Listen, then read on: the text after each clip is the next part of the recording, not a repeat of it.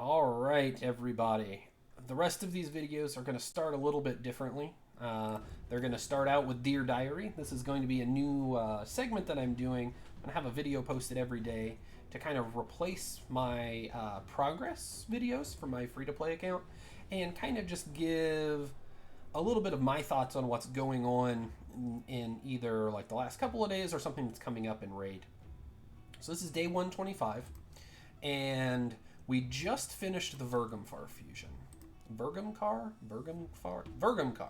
I say just finished because, I mean, I can do this whenever I want. There's a reasonable chance that this weekend is going to be Champion Chase, so I'm going to wait and fuse this then. So it'll be a little bit before the reset, so it'll probably be before I would make this video on Friday, but that is what it is. There was a lot of talk about how this was not really possible for free-to-play, low-spin, newer players, like mid-game, stuff like that. We just saw I'm now at 125 days, so around 110 maybe when this event started, and I was able to very easily complete this. Like, I've got quite a lot of resources left in terms of gems and a bunch of shards.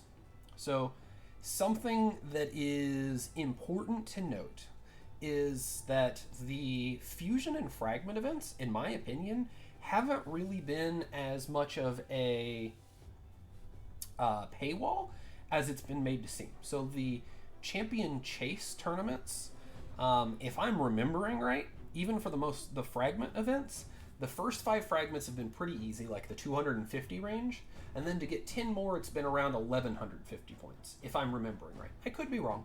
But the Champion Chase points have not been that difficult to get for the fusion or the fragment events, as I recall. So it's not been something I've been worried about, and if you're keeping your mystery shards and holding on to some number of shards and waiting to summon your fragment legendaries, then it's not actually hard to do that on free-to-play without opening many shards at all. What is, slightly more difficult is, if I'm remembering right, again, we're relying on my memory here, the summon rush during the fragment events, I'm pretty sure they were around 1,500 points, which for most people is 2 sacreds and 500 mystery shards. So that's something you have to keep in mind. Or, some other mixture of shards. But what that means is, as long as you're holding onto your sacred shards for the summon rushes, and you have some number of the other shards, it's not that big of a deal if you're opening your ancient shards during a 2 times ancients. And the reason that I say that is it's coming up this weekend. And there's been a lot of people giving advice saying, for free-to-play players or low-spin players, that you shouldn't open your ancient shards so that you can get the fragment Halloween champion that's coming soon. And I very, very strongly disagree with that. And that's because I think you should be saving up your mystery shards for those events, and your ancient shards shouldn't make that much of a difference.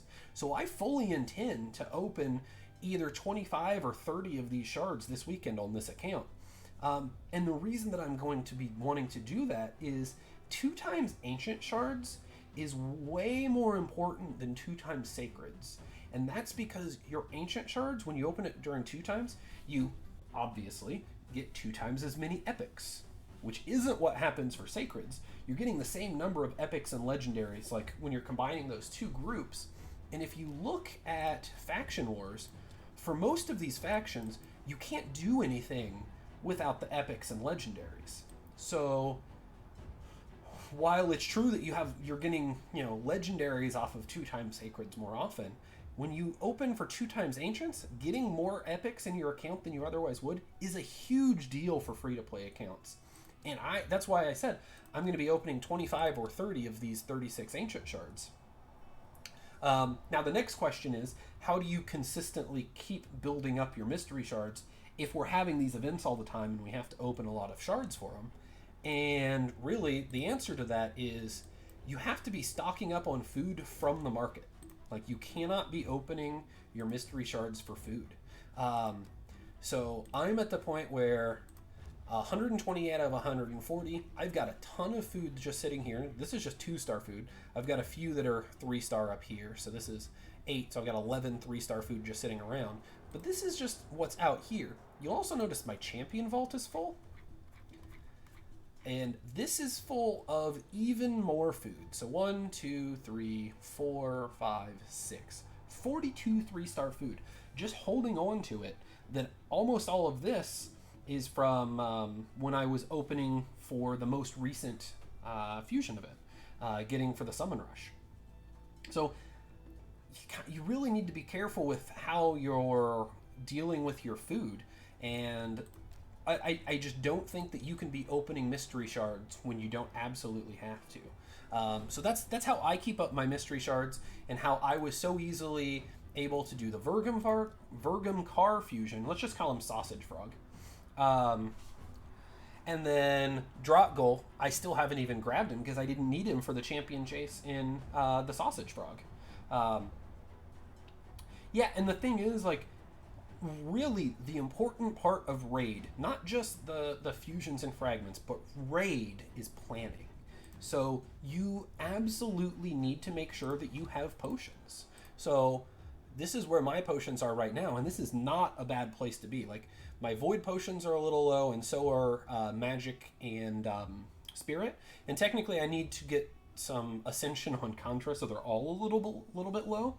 But what you need to do is you need to go and figure out how many of these potions you need for the average fusion, and make sure you have all of that done before the Christmas fusion. Because we know we're getting a regular Christmas fusion event, so you don't want to have to use your energy in the potion keeps when that happens. So being prepared with potions. Being prepared by constantly buying 2-star food in here so that you don't have to open your mystery shards. Only opening sacred shards for during Summon Rush events. That's going to be huge for you. Like, these are all like small choices that you're making that allow you to open your ancient shards in 2x events, which is probably the most meaningful and impactful of the 2x or 10x that ever happen, is for 2x ancients. Because again, having extra epics on free-to-play accounts is absolutely tremendous, and will let you push further, faster into faction wars and really everywhere in the game. Because people talk all the time of, well, I don't have the top tier champions, I can't do these things. What you need in teams is particular roles, not particular champions. And the more epics you get, the more likely you are to fill those roles. So that's why whenever I hear that there's a 2x ancients, I get very excited. So like I said, so that's what I'm doing right now. In terms of what I'm working on the next few days, so before the fusion or the fragment event pops up, I am going to finish leveling Sifi and Contra to 6-star, work on their Ascension. My Royal Guard just needs to get up to 50. Clearly I have a bunch of food, so these will be 5-star food to push Royal Guard up to 6-star.